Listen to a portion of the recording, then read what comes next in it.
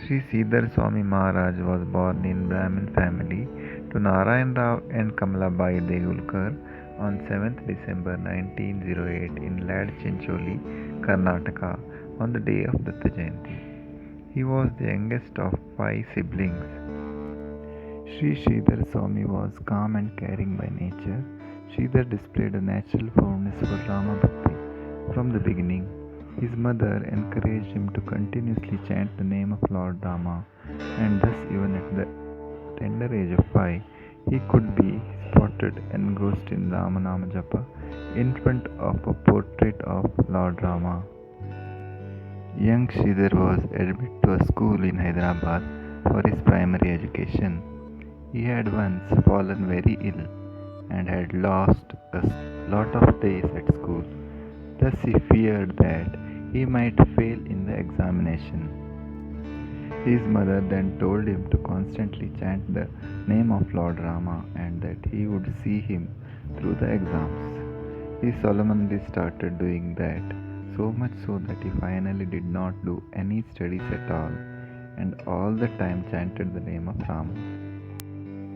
On the day of examination, he went without reading anything, and to the surprise of everybody, he answered every question so nicely that he did secure first rank. Sridhar's father died when he was only 3. His elder brother, Triambak, who was the sole earning member of the family, died a few years later when Sridhar was 10 years old. Kamalabai was inconsolable. Sridhar Swami could not see her suffer. He asked his mother, "Why are you weeping?"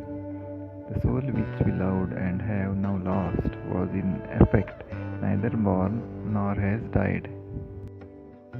This body is made of elements. Birth is combination of these elements by the ultimate soul. Death means separation of these elements and merging of them in the ultimate soul. The ultimate soul never dies. When the soul inside the body leaves it, we declare the body as dead, but the soul inside migrates to another body. So, what is lost at the time of death is just the element and not the soul which we love. Therefore, this crying is not justifiable. One who knows that the ultimate soul is indestructible gets freed from this cycle of birth and death. One who does not know this keeps gyrating in this cycle. The ultimate soul is the only truth. The rest is all but an illusion. With this knowledge, I am sure you will stop weeping and will be happy again.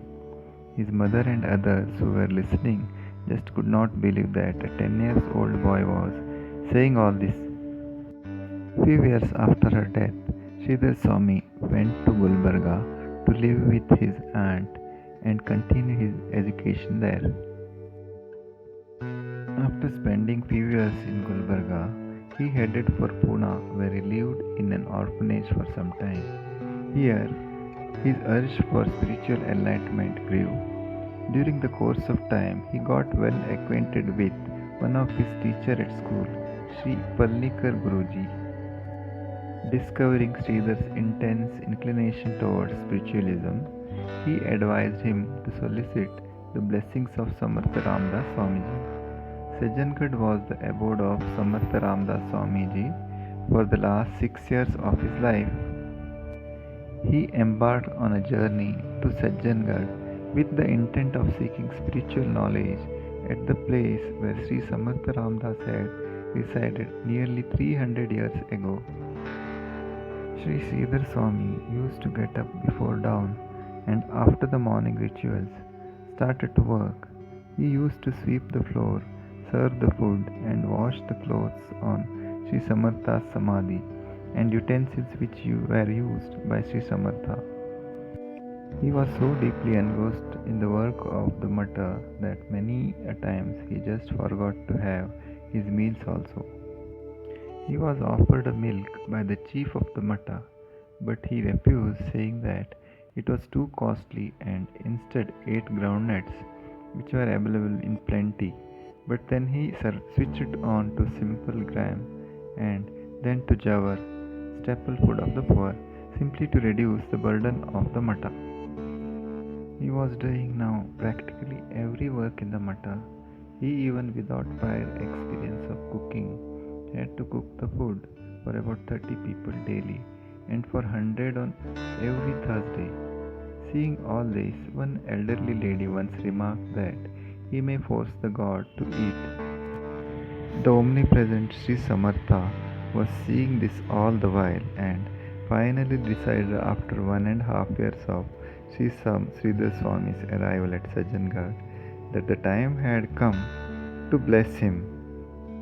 One day, Sri Sridhar Swami was meditating in the cave outside the Samadhi. He suddenly saw that the whole cave was lit up with an unforeseen light. Sri Sridhar Swami went into a trance. The light converged into a human shape. He had long hair, a protruding white forehead, and he was smiling. This was Sri Samartha himself. Sri Sridhar Swami offered Sashtanga Namaskara and stood politely before him with folded hand. They were communicating with each other without a word being said. After that also Swamiji stood there with the waves of utmost pleasure sweeping across his body. When he finally came out of it, he cried incessantly. He had finally got what he had aspired for all these years, and more importantly, for which he was born. This was the first time in 300 years that Sri Samartha had himself blessed anyone. Swamiji now used to spend most of his time in meditation only. He preferred total solitude. He had described Sri Samartha as the coolest source of most powerful light. He himself now looked like one. Sri Samartha had himself given him the title of Bhagavan Srimat Paramahansa Parivrajakacharya Sri Sridhar Swami Maharaj. But even after that, throughout his life, he never stopped pursuing spiritualism and spreading the message. After 2.5 years at Sajjangarh, Sri Samartha asked Sridhar Swami to proceed south and spread the light of knowledge he had been endowed with. And so Sridhar Swami embarked upon a journey that saw many lives transformed and savaged. The highlights of his stay in South India was his sojourn at Sigehalli, a small village in Karnataka, where he came across a great yogic saint, Swami Shivananda, and on his insistence, he stayed at his ashram. It was under the able guidance of Swami Shivananda that Sridhar Swami learned the art of yoga and began performing yogic activities. In 1942, Sridhar Swami took sannyasa at Sigehalli and was according to the title Srimat Paramahamsa Parivrajakacharya Bhagavan Sridhar Swami. For the next 12 years, Sridhar Swami toured most of South India on foot. He used to halt at temples and mathas where he would deliver discourses on Sanatana Vedic Dharma for religious upheavals. During his travel, he made acquaintances with many other well-known Hindu religious leaders and saints. He extensively toured all over India and through his speeches, writings and spiritual initiatives spread the core message of Vedas among common people. He returned to South in Varadapura in 1967, where he set up an ashram. He propagated the path of bhakti through his work. He held Hindu exorcism in various holy places, temples including Kolgibis Kumta Road, to drive ghost spirits out of any host body they have to cover, using his Mantradanda staff. In the year 1973, the Swamiji left his physical body. A samadhi was constructed here. Even today, many devotees visit this ashram to learn Vedas, Upanishads, and Sanskrit classes, and to seek the blessings of Swamiji. Please subscribe and share.